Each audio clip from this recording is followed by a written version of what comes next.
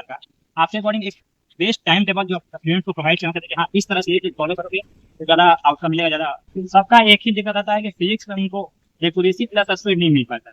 अगर स्पीड है तो एक्यूरेसी नहीं है, एक्यूरेसी है तो स्पीड नहीं है, तो दोनों नहीं। तो ये मेरा कंसेप्ट क्लियर है, मेरे को फॉर्मूला सब याद है, बट क्वेश्चन नहीं समझ रहा किस तरह से टैकल करें, किस तरह से इनिशिएट करें। हाँ तो वो याद हो जाए।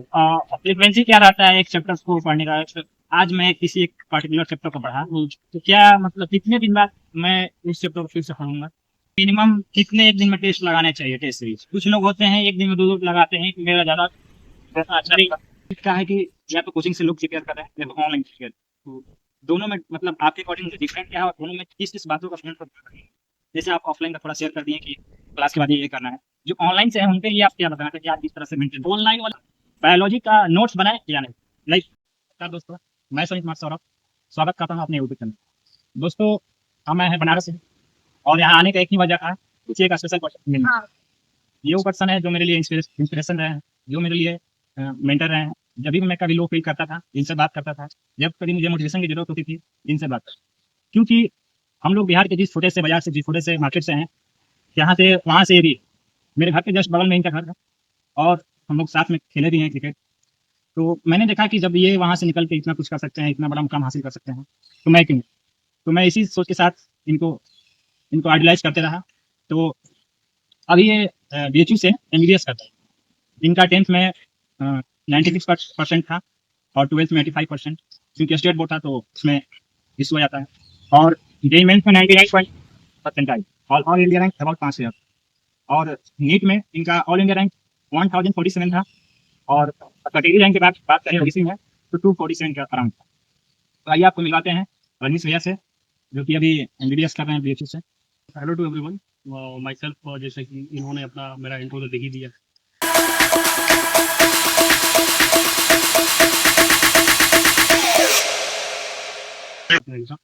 और नीट के साथ मैंने जेई भी ट्राई किया और उसमें जैसा कि इन्होंने बताया 99.32% सिक्योर किया विथ 5000 AIR।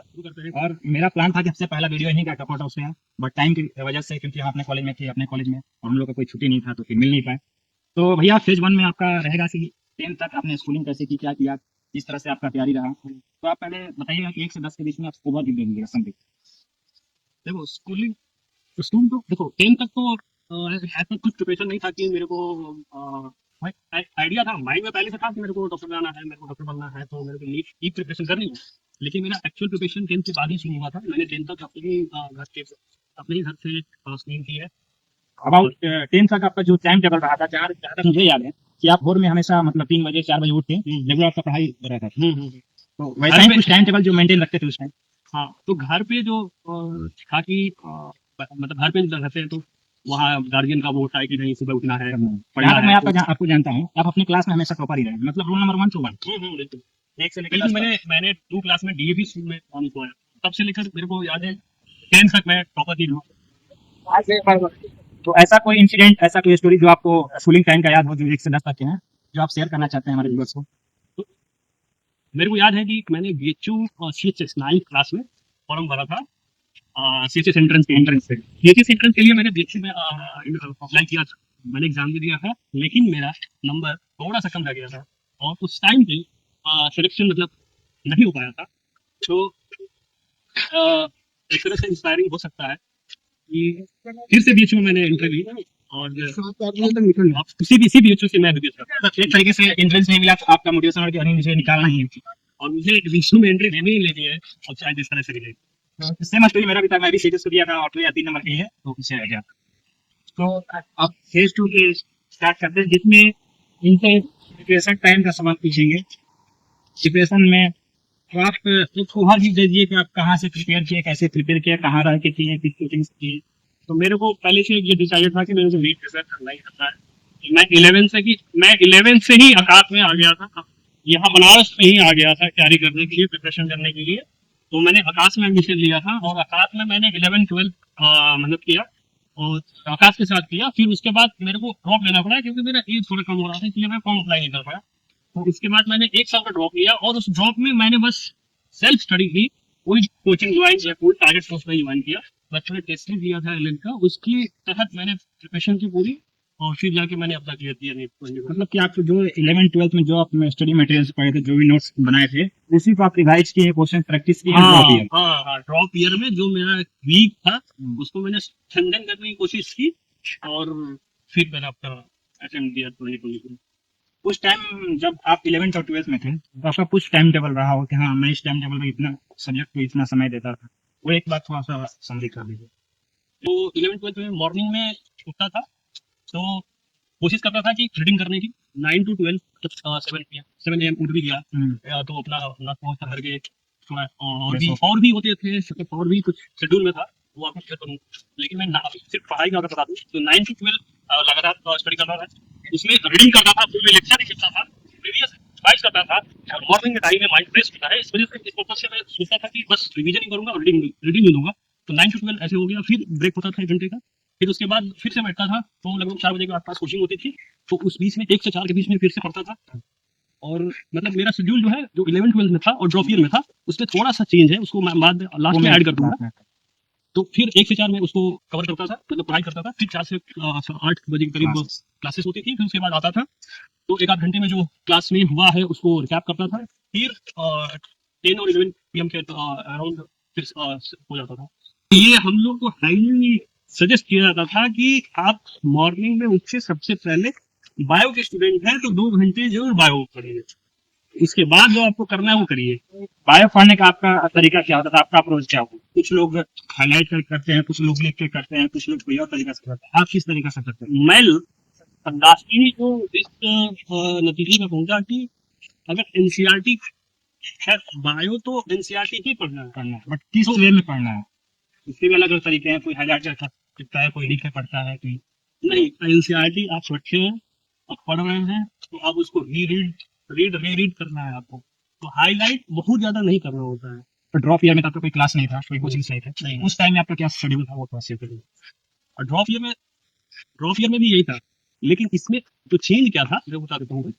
चेंज ये था कि जो 2 से 5 का जो समय होता था उसमें मैं कुछ भी पढ़ता नहीं था, उसमें बस क्वेश्चन आज नीट होता है वो 2 से 5 बीच होता है, तो मैं सोचता था कि अगर मेरा माइंड 2 से 5 बीच में एक्टिव रहा तो उस टाइम भी मेरा माइंड उतना ही एक्टिव रहेगा, मतलब उस टाइम को माइंड को एडॉप्ट करना है फिर देने। हाँ हाँ हाँ, क्योंकि और लास्ट में नीट मैं नीट के 1 दिन पहले मैं ज्यादा सो नहीं पाया था, मेरे को लग रहा था कि कैसा जाएगा नहीं जाएगा, लेकिन 2 से 5 के बीच में जो एनर्जी लेवल था और जो मतलब जो माइंड का वो था एकदम बिल्कुल करेक्ट था और हाई था लेवल। ये इसलिए होता था क्योंकि आप पूरे साल उस पैटर्न में मैंने लगभग 6 से 7 महीने 2 से 5 के बीच में प्रैक्टिस ही करता था क्वेश्चन, कभी कभी पेपर अटेम्प्ट करता था और कभी कभी क्वेश्चन प्रैक्टिस करता था, और कोशिश करता था कि 2 से 5 के बीच में क्वेश्चन करता था, बाकी तो शेड्यूल से। आपका 4 सब्जेक्ट जो कि जेईई में 99.3% आया था, एक एक्स्ट्रा मैथ भी पढ़ना होता होगा, तो आप मैथ तो कैसे मैनेज करते हैं? सबसे पहले तो मैंने यही सोचा ही नहीं था कि मैं तो यही देना है, लास्ट में 2-3 महीने 3-4 महीने पहले मैंने सोचा कि नहीं मैं यही का भी अटेम्प्ट दे देता हूँ, ताकि मतलब मेरा जो नीट का प्रिपरेशन है वो उसका थोड़ा हाथ से इम्प्रूव होगा फिजिक्स केमिस्ट्री। तो मैंने मैथ्स यही पढ़ा था, और मैथ के जो क्वेश्चन लगाए भी थे तो वो फिजिक्स के बलबूते लगे थे, 3-4 सही भी हुए थे, और जिसकी वजह से मैंने फिजिक्स केमिस्ट्री पे ही ज्यादा ध्यान दिया था। और जेईई में मार्क्स आया क्योंकि मैंने जेईई का प्रीवियस ईयर क्वेश्चन लगाता था, मैं जेईई का फिजिक्स केमिस्ट्री के क्वेश्चंस पे ध्यान देता था, और मेरे को ये दिमाग में था कि अगर मैं जेईई का लगाता हूँ तो मेरा जो नीट का वो कंप्लीट हो जाएगा, वो जो है वो लेवल का आ जाएगा, मतलब वो ढंग का हो जाएगा, और हुआ भी था। शुरू में मेरा मार्क्स 600 के अराउंड रहता था, लेकिन मैंने जैसे ही इसको प्रिपेयर करना शुरू किया, जेईई का प्रिपेयर करना शुरू किया, उसके बाद से मेरा मार्क्स मतलब 20, 30, 40, 50 इंक्रीज हो गया। तो मैं जहाँ तक मैं समझता हूँ कि नीट का जो फिजिक्स का प्रिपरेशन है वो जेईई से थोड़ा सा लो लेवल है। अगर आप जेईई के लेवल का फिजिक्स में तैयार करते हो तो नीट आपके लिए एक तरह से प्लस पॉइंट आएगा, वो टाइप में हो जाता है। हाँ, और वो मैं लगाया क्वेश्चन जब प्रीलिम का पेपर लेके बैठा था, मतलब यार ये क्या तो लगा कि एक क्वेश्चन होता था उसका ये एक पार्ट, और जो आप मैथ्स क्वेश्चन जेईई में किए थे वो वैसे क्वेश्चन थे जो फिजिक्स से मिलते जुलते हैं, जैसे वेक्टर हो गया, 3D हो गया, बिल्कुल वैसा ही था सिचुएशन, क्योंकि मैंने बताया मैथ पढ़ के क्या करूंगा। तो यहाँ पे अपना सेकंड और जेईई वालों के लिए एक बात बता दूं कि अगर आप फिजिक्स केमिस्ट्री ढंग से कर लिए तो आपका 99% टाइम बचा हुआ है। कोई 2 साइड पकड़ बना लिया तो 99% पक्का है, और थर्ड सब्जेक्ट को आप मिनिमम कट ऑफ कर लीजिए। हाँ, तो यहाँ पे अपना सेकंड फेज खत्म होता है जो कि प्रिपरेशन का था। अब थर्ड फेज में आते हैं कि अपने कॉलेज में आ गए हैं और उनसे कुछ क्वेश्चन पूछेंगे जो एक नीट और जेईई स्टूडेंट के दिमाग में हमेशा आता है। तो स्टार्ट करते हैं। अभी आप एमबीबीएस कर रहे हैं बीएचयू से, तो यहाँ का अभी तक जो 1 साल में आपके साथ हुआ वो इसका बहुत डिटेल कैसे यहाँ पे आए कैसे क्या? मतलब जो 1 साल का अक्षर का एमबीबीएस हो जाते हैं वो बिल्कुल ही अनएक्सपेक्टेड था। मैंने बिल्कुल भी नहीं सोचा था कि इतना डिफरेंट होता है माहौल और इतनी डिफरेंट तरीके से चीजें होती हैं और आपको विद द फ्लो जाना पड़ता है। तो फर्स्ट ईयर तो मतलब सब चीज बैलेंस करते हुए मैंने जहाँ तक मेरे को लग रहा है कि मैंने दोनों चीज पढ़ाई और भक्ति दोनों चीज बैलेंस करते हुए आगे बढ़े। वैसे सीनियर का कहना होता है कि बहुत पढ़ना है, इतना पढ़ के क्या करोगे, मस्ती करो। ये मैंने सोचा नहीं, मैंने दोनों चीज को बैलेंस करना है, तो मैंने पढ़ाई भी करी और साथ साथ में मस्ती भी करी। ये चीज तो मैंने भी देखा है कि एक बार आप अच्छे कॉलेज में पहुंच जाते हैं तो आपको मस्ती उतना ही मिलता है जितना आपने मस्ती को त्याग किया होता है, वो सारे आपको कॉलेज में मिल जाते हैं। इसलिए बस एक बार अच्छे कॉलेज ले लीजिए फिर तो एक बार आप सेलेक्ट हो गए, अगर एक बार आप सेलेक्ट हो जाते हैं तो फिर आपको जो भी चीजें आपकी हॉबीज थी, आपकी पैशन था, वो सारी चीजें हो जाती है, उसमें हो जाएगी अगर आप एक बार सेलेक्ट हो गए। आप कुछ क्वेश्चन है जो मैं आपसे पूछना चाहता हूँ। आपके अकॉर्डिंग आपने जो ये प्रिपरेशन टाइम बताया है 3 साल का, आपके अकॉर्डिंग एक बेस्ट टाइम टेबल जो स्टूडेंट को प्रोवाइड करना चाहिए, हाँ इस तरह से ये फॉलो करोगे तो ज्यादा आउटकम मिलेगा, ज्यादा। मैं वही चीज बोलूंगा कि मॉर्निंग में उठिए और मॉर्निंग में उठने के बाद एकदम से पढ़ने मत बैठ जाइए, इससे पहले थोड़ा एक्सरसाइज करिए, योगा करिए, मेडिटेशन आप सीखें, मेडिटेशन करिए। क्योंकि मैं अकेले रहकर पढ़ाई तैयारी करता था और पढ़ाई करता था और इसमें मैंने मेडिटेशन की बहुत ज्यादा प्रैक्टिस करी है, तब जाके मेरा दिमाग जो है वो स्टेबल रहता था, माइंड शांत रहता था, जिसकी वजह से मैं फोकस करता था, स्टडी पे होता था। तो मॉर्निंग उठने के बाद मेडिटेशन, योगा, एक्सरसाइज वगैरह 1 घंटे में आप निपटाइए, उसके बाद से आप पढ़ना शुरू करिए। अगर नीट एस्पायरेंट्स है आप तो बायो से शुरू करिए और सुबह में रीडिंग भी करिए और लेक्चर्स वगैरह मत देखिए, क्योंकि सुबह का टाइम जो है हाई एनर्जी लेवल का होता है और लेक्चर जो निपटाने आपको दोपहर के खाने के बाद कर सकते हैं, क्योंकि उसमें आपको मतलब नींद वगैरह आता है तो उसको निपट जाए। हाँ उसमें निपट जाएगा, तो उसके बाद करिए और फिर इवनिंग का जो टाइम होता है फिर से रिविजन शुरू करिए और फिर उसके बाद अगर लेक्चर देखिए आप अपना सो जाइए जो भी टाइम है। पर डे कितने घंटे बायो को देना चाहिए आपके लिए? पर डे अगर बोले तो मतलब 3-3 आवर आप तीनों सब्जेक्ट के लिए रख लीजिए तो कर सकते हैं, लेकिन आपको एक दिन में तीनों सब्जेक्ट को हैंडल करना है। ये नहीं कि मैं एक दिन पढ़ते रह गया बायो और एक दिन पढ़ते रह गया फिजिक्स और एक दिन पढ़ते रह गया केमिस्ट्री, ऐसा नहीं होगा। क्योंकि आपको जो क्वेश्चन अटेम्प्ट करने हैं वो 3 घंटे में तीनों सब्जेक्ट करने होते हैं, तो जब आपका दिमाग उस पे रहेगा डेली वही आप एक्शन कर पाएंगे। क्योंकि बायो 50% मार्क्स होता है, मतलब 720 में 360 मतलब बायो होता है, तो क्यों ना हम बायो को थोड़ा ज्यादा टाइम ऐसा भी हो सकता है। तो जो लोग बायो पे ज्यादा समय दे देते हैं उसका सिर्फ लगता है, आप उनसे पूछिए, बहुत सारे पेरेंट्स का बायो में कोई दिक्कत नहीं होता है, दिक्कत होता है फिजिक्स केमिस्ट्री में होता है। मैं जितने लोगों से मिला हूं सबको फिजिक्स केमिस्ट्री में दिक्कत होता है, वो उसको एक बार मत करिए शुरू। अगर आप 11th में है और आप बस का समय दीजिए, आपका फिजिक्स अगर लेवल का हो जाता है, बायो में ज्यादा एक्सेल करना है तो 1 घंटे आप लगा दीजिए। जहाँ तक मैं जितने भी न्यू स्टूडेंट से बात किया सबका एक ही जगह रहता है कि फिजिक्स में उनको एक्यूरेसी प्लस स्पीड नहीं मिल पाता। अगर स्पीड है तो एक्यूरेसी नहीं है, एक्यूरेसी है तो स्पीड नहीं है, तो दोनों नहीं। तो ये होगा सिर्फ प्रैक्टिस और रिवीजन जितना ज्यादा होगा स्पीड भी बढ़ेगी। एक्यूरेसी तभी आएगी जब आपकी बायो और केमिस्ट्री फिंगर टिप्स पे, स्पीड तभी आएगी जब आपकी बायो केमिस्ट्री फिंगर टिप्स पे। तो आप फिंगर टिप्स पे कब आएंगी? जब आप रिवीजन करेंगे, बार बार रिवीजन करेंगे उस चीज पे, और रिवीजन करेंगे। और 11th के शुरुआती स्टेज में उतना रिवीजन नहीं होता है, उतना प्रैक्टिस नहीं होता है, तो नंबर कम आते हैं, स्पीड भी नहीं होता है, एक्यूरेसी भी नहीं होता है, तो उससे घबराना नहीं है।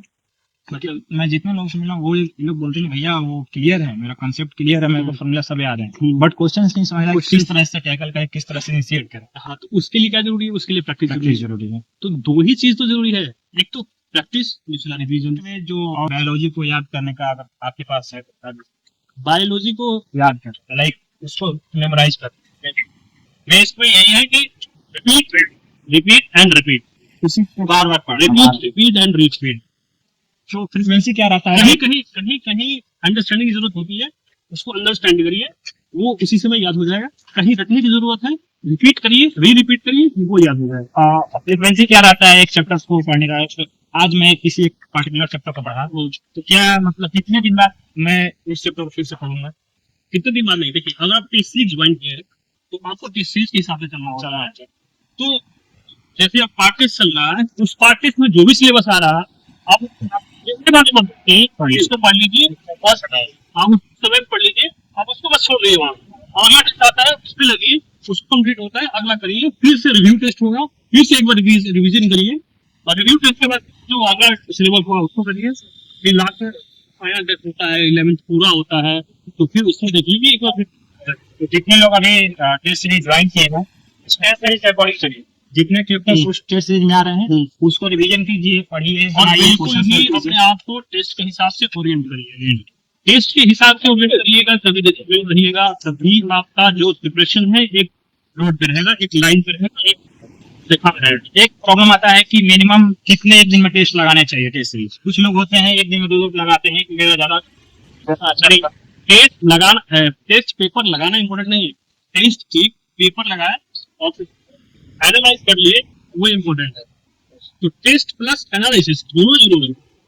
तो टेस्ट जो भी है उसको एनालाइज करिए, एनालिसिस के मेथड बहुत सारे यूट्यूब पे अवेलेबल है, जिसमें कि गलती आप करना एक हुआ। शेयर कर हाँ। दीजिए अगर आपके अकॉर्डिंग अच्छा लगे। मैं जो करता था कि मैं बहुत ज्यादा टेस्ट करने में भरोसा नहीं करता, मैं इवन लास्ट मंथ में भी मैं सिर्फ 3 वीक पे एक टेस्ट दे रहा था, वेडनेसडे को एक टेस्ट दे लिया, फिर एक संडे को दे लिया, 2-3 महीने पहले तो मैं सिर्फ संडे टू संडे देता था, लेकिन थोड़ा सा मुझे लगा कि एक फ्रिक्वेंसी बढ़नी चाहिए, तो मैं वेडनेसडे संडे कर हफ्ते दिया। में 2-3 दिन था। हाँ, तो मैं बहुत ज्यादा टेस्ट देने में भरोसा नहीं करता था, मैं रिवीजन करने, रिपीट करने और रिपीट करने में भरोसा रखता था। तो मैं मतलब बता दूं, मैं जो करता था कि टेस्ट देता था, वो उसको टेस्ट देने के बाद मैं बायो केमिस्ट्री इवन फिजिक्स में देखता था कि मैंने क्या गलती की थी, और गलती को मैंने एक नोट्स बना के रखा था, जो भी गलती करता था, जितने भी क्वेश्चन गलती होते थे और जो भी मेरे को सुधारने की जरूरत होती थी उसको नोट करता था, और उसको अगले सुधारते टेस्ट सकते हैं अगले टेस्ट। का फिर मेरे को प्रिपेयर करना है, उस बीच मैं उस चीज का ध्यान रखता था कि मेरे को क्या गलती नहीं करना है, क्या चीज कैसे पढ़ना है। तो और जो भी मेरे को पिछले टेस्ट में गलत हुआ था वो चीज मैं एक बार पढ़ के जाता, इससे क्या होता ताकि है, वो दोबारा गलती ना हो। इससे वो चीज गलती ना हो, क्योंकि माइंड आपका अलर्ट रहेगा एग्जाम के टाइम में कि हमको ये गलती नहीं करना है।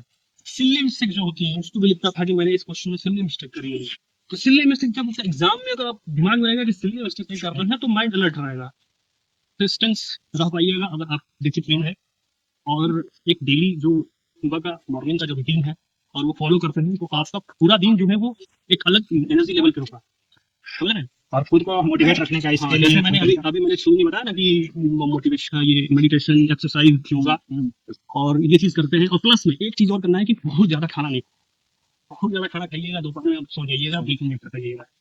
तो ये 4 चीजें जो है, एक्सरसाइज, मेडिटेशन, योगा प्लस थोड़ा खाना खाना है, मतलब बहुत ज्यादा नहीं खाना है, एक मीडियम चीज, मतलब मीडियम आपको जो मॉडरेट लगता है वो खाना है। खाना 2-3 बार खाओ, हाँ, लेकिन लेकिन मॉडरेट एक बार में पूरा खाना मत खाओ। मॉडरेट है भी नहीं, तो इससे क्या होगा ना, आपको पूरा दिन एनर्जी लेवल मेंटेन रहेगा, पूरा दिन एक हाई एनर्जी लेवल रहेगा।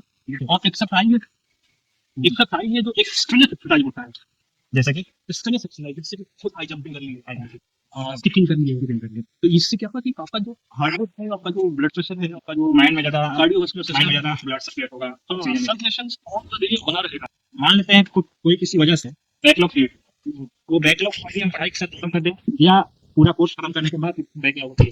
पूरा कोर्स खत्म होने का इंतजार में, क्योंकि पूरा कोर्स खत्म होता है तो एग्जाम पास होना है, और जब एग्जाम पास होता है तो वो लोड की तरफ फील होता है, वो एक बर्डन की तरफ फील होता है। इसलिए अगर आपका बैकलॉग बन गया है तो उसको बाकी सब्जेक्ट के साथ साथ एक्स्ट्रा टाइम देकर तो खत्म कीजिए। बस कोशिश करिए कि खत्म करें। और रिव्यू टेस्ट भी होता है, रिव्यू टेस्ट से उससे पहले खत्म कर दीजिए, टेस्ट पहले। अभी क्या है कि या तो कोचिंग से लोग प्रिपेयर कर रहे हैं या ऑनलाइन प्रिपेयर, तो दोनों में मतलब आपके अकॉर्डिंग डिफरेंट क्या है और दोनों में किस किस बातों का शेयर कर रहे हैं। जैसे आप ऑफलाइन का थोड़ा शेयर कर दिए कि क्लास के बाद ये करना है, जो ऑनलाइन से है उन पे ये आप क्या बताना चाहिए कि आप किस तरह से मेंटेन। ऑनलाइन वाले इसके ध्यान रखें कि जो लेक्चर है उनको टाइम से खत्म करें, नहीं तो वो धीरे धीरे नोट बनते जाता है, बैकलॉग बनते जाता है। तो जो ऑनलाइन कर रहे हैं, एक चीज सबसे पहला चीज है कि वो डिसिप्लिन रहे, दूसरा चीज जो है कि अपना वो लेक्चर जो है वो टाइम से खत्म करें, नहीं तो वो बैकलॉग बनते जाएगा।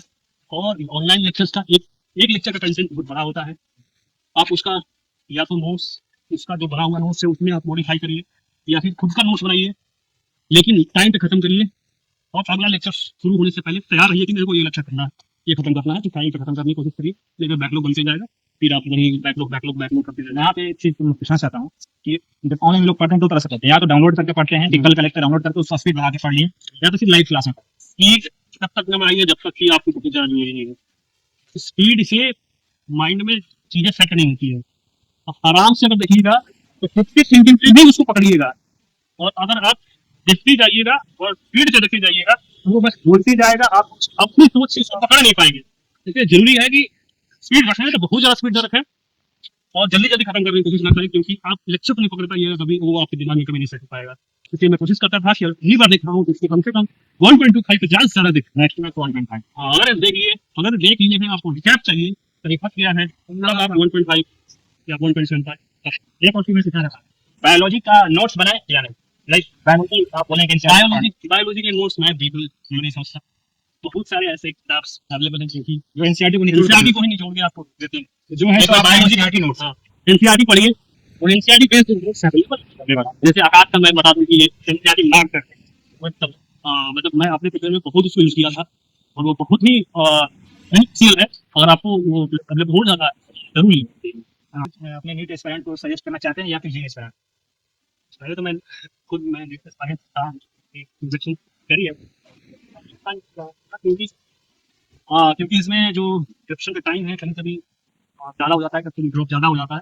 तो मैं उनके लिए कहना चाहूँगा कि अगर आपसे कोई कहता है कि आप टाइम वेस्ट कर रहे हो, आप पढ़ाई नहीं कर रहे हो, या आप जो भी कर रहे हो आपको अगर वो डीमोटिवेट करता है, तो उनको पहले सबसे पहले तो उनको इग्नोर करिए और खुद से क्वेश्चन पूछिए कि क्या मैं एक्चुअली में टाइम वेस्ट कर रहा हूँ या फिर एक्चुअली में मैं पढ़ाई नहीं कर रहा हूँ। उसी हिसाब से तैयारी करना है क्योंकि मेरे खुद कॉलेज में 4-5 जॉब पे लड़के आए हुए हैं, सपोर्ट कर रहा है और आपके अंदर एनर्जी बची हुई है तो जरूर करिए मेहनत, क्योंकि 5 साल के बाद ये कोई नहीं पूछेगा कि कितने ड्रॉप लिए हो। और आपके साथ के आगे जब नाम से पहले जब आपका डॉक्टर लगेगा तो ये नहीं लिखा रहेगा कि 6 ड्रॉप डॉक्टर, सब कुछ नहीं देखा है। तो मेहनत कर, बेसिकली स्टूडेंट्स की लाइफ में उसको खुद से ईमानदार होना पड़ेगा, खुद से ऑनेस्ट होना पड़ेगा, आपको अपने से सवाल पूछना पड़ेगा कि ये क्या चाहिए क्या नहीं चाहिए, आपको खुद से डिसाइड करना होगा अपनी नियत और अपनी। दूसरे से सजेशन भले ही लीजिए लेकिन डिसीजन आपने रखें, आपको अपने से पूछ के डिसीजन लेना होगा। तो बस हो गया भैया, करते हैं। Thank you, bye guys.